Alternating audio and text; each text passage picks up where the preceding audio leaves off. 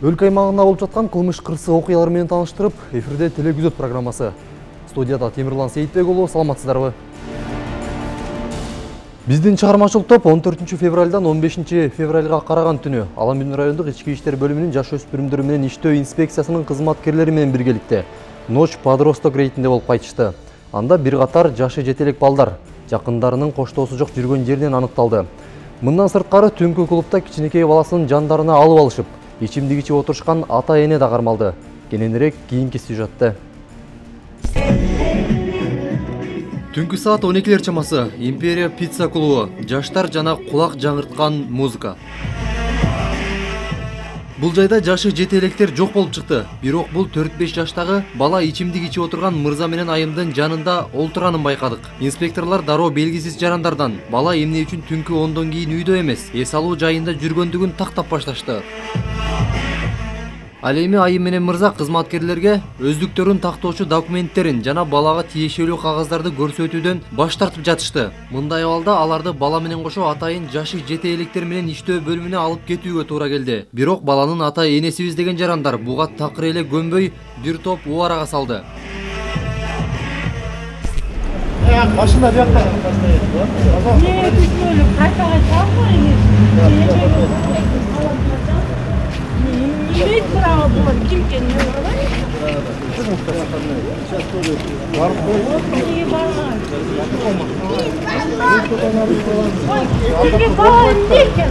Это же пиццерия, где закон, что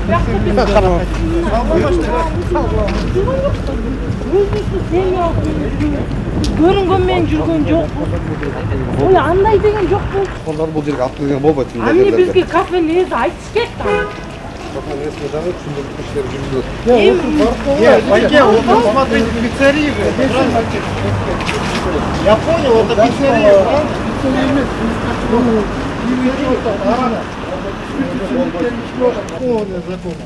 Можете по закону 185. Ничего там написано, можно посмотреть, что там написано. Закон 185, пожалуйста. О мерах, о предупреждении Можно почитать? причинения вреда здоровью детей и физическому, интеллектуальному, психическому, духовному, нравственному развитию в Казахстанской Республике. Понимаете? Дальше что? Дальше именно вот написано? смотрите. Где именно, что Определение мест, в которых находится защита или ограничивается. Видите? Пожалуйста, видите? На улицах, стадионах, парках, светах, транспортных средствах общего пользования, на территории вокзала, аэропорта, исключительно случаев детей являются пассажирами. На водоемах, летающих территориях, местах общественного пользования, многоквартирных жилых домов. То есть все здесь описано. Мне это понятно. А то, что Вот, в пивных ресторанах, винных барах, других местах, которые предназначены для реализации только алкогольной продукции, пива на его основе. ну, это понятно. Ну, я вам объясняю. мы в пиццерии же Гражданин, находились. вас как зовут? Мирлан меня зовут. Мирлан. Меня зовут Мирлан, замначальник Ламединского. Ну это я понял. Пожалуйста, проедьте с нами на 15 минут, я вас прошу. Я только отпускаю. Я вам показал закон. Нет, закон вы мне показали, а то, что вы нас задерживаете, Вот где там это написано?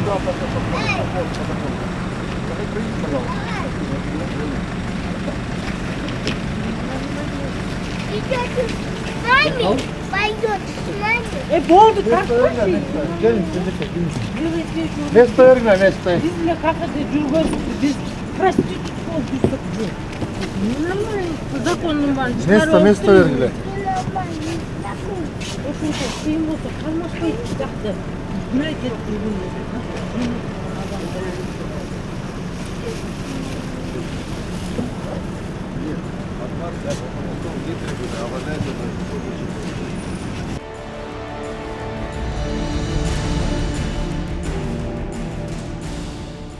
Sen bana?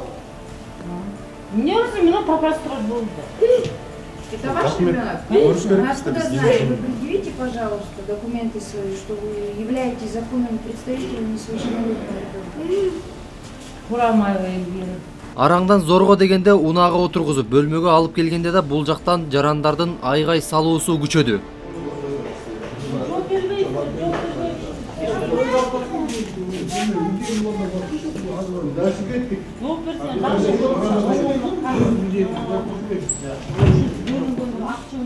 Bir de emne alıyordum. Akçın tüt durasına.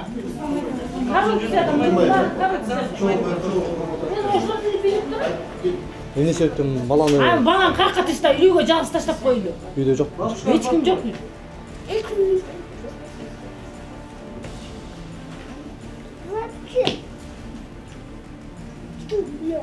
Өзүңүздүн кадамдарыңызда туура деп ойлойсузбу? Тура эле эмнеси? Баланы түнкү клубда жана өзүңүздөр спирт ичимдиктерин ичип отурган жериңиздерде чогуу алып. Мы же водку не пили, мы пиво пили, одну кружку сам. Я пьяный, что ли? Или хожу вот так, валяюсь под полом. Пьяныймес болсо бир курган. Түгөтөлөктөгө алып кетип калмак. Ладно, все, успокойся. Кызматкерлер тарабынан бардык тиешелүү кагаздар толтурулуп, баланын ата-энесине түшүндүрүү иштери жүргүзүлдү.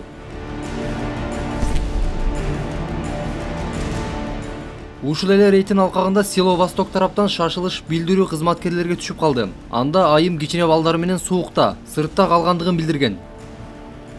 Асында бияқта хозяйство байке. Ошо такыр киргизбей атып квартира снимать эттен бияқта отпай. Чип алып келди кайда? 5 балон кичинекей балдар да жанында келди. Байке мен жиндоо болбой элем, анын айтканын айттым. Көрөлү? Жаңы эле келишпеди. Көрөлү мына. Сотрудниктер да келди. Аз көрөбүз.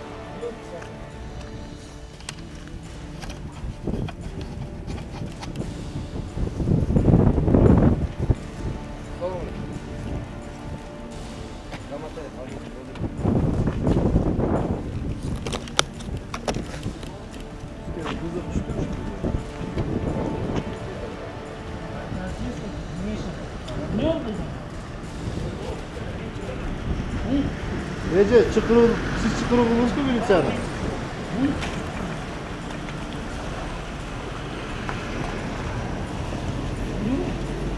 Байке сиздин бетиңизге эмне болгон? Эмне себептен чалдыңыз сиз? Айтып берсеңиз мындай. Ой, мына балдарым менен 3 балам менен эшикте жатат. Эшикте жатасызбы? Ооба, азыр саат канча болду? Киргизбей койду. А сиз ушул үйдө турасызбы? Биякта квартирада турам. Квартирада турасыз ушул үйдө?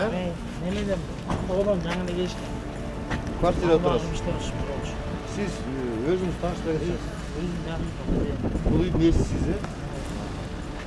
Бияка комнатаны ижарага бересизби? Жок, ижарага эмес, булар жаңы эле тоодон келип, балдарыбыз менен үшүп атабыз мына. Жаңы келип, же таанышыбыз жок. Кызы болсо карап атат. Ошо келип турабыз. Бак, кеңеш алып. Сиздин жеңиңиз алыста. А бирок мен Мамаша ижарага менен мамаша мен болсо. квартира коп жашайм деп атпайбы? Жок кайдан, мен жаңы эле келип өздөрү тоодон. Ичип алып жүргөн эмен. Ичип алып жүрсөм да зато квартирада турган эмне калды. Чыкырам да, эмнеге чыкырбайм мен могулар канча болду эшикте турганыбызга. Эже, сиз акча төлөйсүзбү жашап аткан жериңизге? Жок, төлөбөйбүз. Төлөбөйсүзбү? Только светке төлөйбүз. Сиздин атыңыз ким? Кыдыр. Светке төлөйбүз. Жашап аткан жерин көрсөк болобу? Көрсөк болот. Сиз уруксатыңызбы? Көргүлө азыр апашы турсун. Чет элек канча балаңыз? Жаш чет элек 3 балаңыз бар, э? Эки баласын биз окутабыз бияка. Школго. Өздөрү тоодо болчу, карабыз, же тоодо барып иштейсин десек, ичип экөөнү аяктан колап чыгып.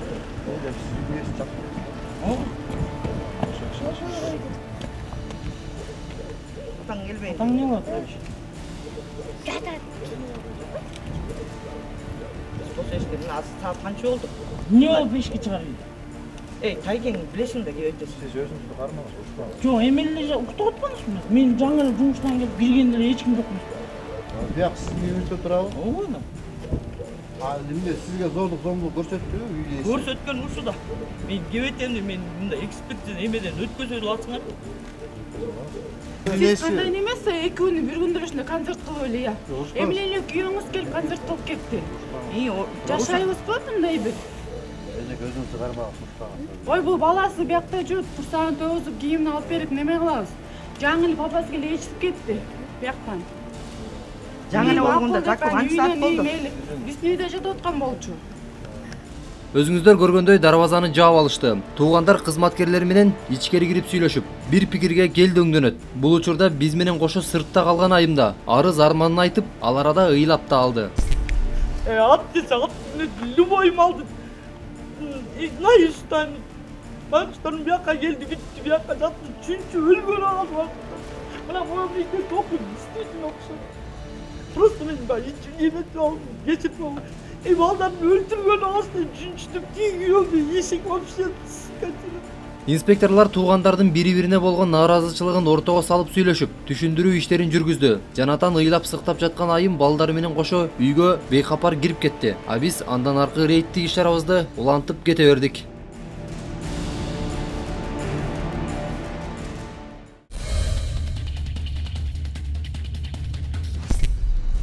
13 февраль күнү Борборубуздагы жаңы курулуштардын биринен 2 жаран 3 кабаттан кулап кетти. Алардын бири кырсык болгон жерден каза болду. Экинчиси бейтапканага жеткирилген. Окуянын чоо жайы кененирээк кийинки материалда. Абсамат Масалиев жана Чыңыз Айтматов көчөлөрүнүн кезилиши. Ал эми бул курулушту Осо Бината компаниясы жүргүзүп жатат. Дал ушул жайдан 2 жаран 13 февраль күнү түшкү саат 12 чамасында 3 кабаттан кулап түшкөн. Кырсыкка кабылган жарандар Лифт Тест компаниясынын кызматкерлери болгон. Алар бул жаңы курулуп жаткан имаратта лифт коюп жатышып, белгисиз себептерден улам кулашкан. Бул факты боюнча Бишкек шаардык ички иштер башкы башкармалыгы жана Экотех инспекциясынан тиешелүү териштирүүлөр жүрүп жаткандыгын билдиришти. Лифт орнотуучу компания менен куруучу компаниянын ортосунда деген келишим бар болчу. Бирок деген кандай болгон, азыр деген техника безопасности деген нарушение бар болгон экенин аныктоо үчүн көп нерселер экспертизалар дайындалып атат, андан тышкары деген текшерүүлөр өткөрүлүп атат. Монтажниктер баары лифтке монтаж кылып атышып, мындай иштеп атканда ошол шатырны абдан коркунучтуу орноштуруп алышкан экен өздөрүнүн жанына көрдүм, ошонун үстүндө бекиткен эмес окшойт. Анан үстүнөн баягы иштеп атып бир жак четин басып ошону элдер учуп кетишкен. Ошондон буга кимдер күнөөлүү, кимдер ошо контролдош керек эле. Ошолордун баардыгын аныктап 15 күн берилет. Биз жобо боюнча 15 күндөн кийин ошол комиссия өздөрүнүн корутундусун берет. Ошондон эмне себептен болгонун, кимдер күнөөлүү экенин баардыгы. Кырсыктан жабыркаган жарандын абалын билүү максатында бейтапканага бардык. Бирок аны менен окуя боюнча сүйлөшүүгө мүмкүн болбоду. Ал эми дарыгерлер бейтаптын оорусунун жеңилдигин 1-2 күндө бошотуларын билдиришти. Тежерден кызмат караган 30 жаштагы орду алып келинген. Анын айтуусуна караганда Берлинская Южный магистральда жаңы курулуп аткан үйдөн лифт орнотуп атып 3 этаждан подвалга шахтарлап кеткен. Биз ал бөлмөдө келгенде бөлүмгө жаткызып бир сыйра текшердик.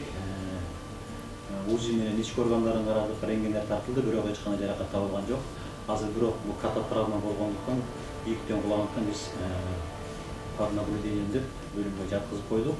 Диагнозу булчуң эттери, ийин булчуң эттери, чыканак мууну, сабынын булчуңдары жанчылган деген диагноз менен жатат. Ал акыбалы каныктандырылды. Эртең бүрсү күнү Кудай буйруса биз чыгарабыз деген айтабыз. Эми кайрадан Экотех инспекциясына кайрылып келсек, көптөгөн курулуш компаниялары тийиштүү нормаларды сактабагандыгын, каражатты үнөмдөө үчүн кызматкерлердин коопсуздугун колго албагандыгын, муну менен катар ар бир иштеп жаткан жаран өзүнүн коопсуздугун сактабай тобокелчиликке барып иштегендигин Бакытбек Жолчиев билдирди. Жумушчу ошол территорияга ар бир иштөөчү территорияга кирип атпайбы, киргенден ал аман эсен чыгып үйүнө барыш керек. Ошол жерден, ошол территориянын ичинде ошол адамдын өмүрүнө ошол иштөөчү жооп берет, мизапчы. Алар баягы акчаны эконом кылат. Например, жана касканы сатып бербей эконом кылып атат. Монтажный поездди, например, тижерде 20 киши иштесе 5-өн, 4-өн сатып берип атат. Жана ограждениянын бунун баарын сатып берет. Ограждение ушунда материал кетет. Ошондойлорду экономить этет. Биздин эмгек кодексинде ушулар да каралган. Эгер тиги иштеп аткан адамдарды иш берүүчү баарын берсе, ошол колдонбой койсо, колдонбой анан жанакындарга туш келсе, инструктордордун баарын бузуп, анда ошол иштеп аткан кишинин күнөөсү таралат.